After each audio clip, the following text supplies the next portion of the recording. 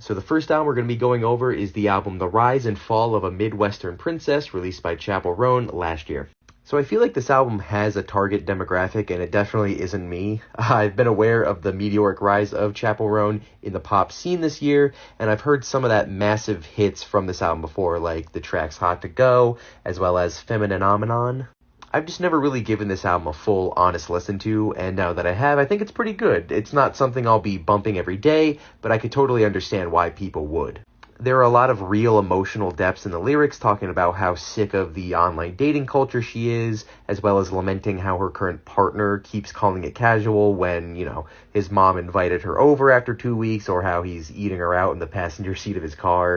There are more things that really tie into those, relationship themes and dating culture as a whole. These themes on the album are obviously tailored a bit more towards the female perspective and experience, and I obviously have a bit of disconnect there, so I can't fully relate to some of the topics, but again, the music can be fun and pumping or more thoughtful. It has a little bit of a mix of both. And yes, I also have seen some of the discourse with her in the music media landscape, talking about how she doesn't like being harassed by fans in public or being forced to make like a political choice, both of which I definitely agree with and I support. Both are things I think her opinions could have been a little bit more nuanced than they were, but that's again besides the point.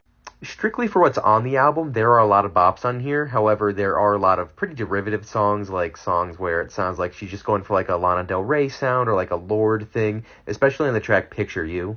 There can be some more of these moodier, slower songs in the second half, but some of them are really well done and touching, but just can be non-ideal for a gym setting like how I listen to it.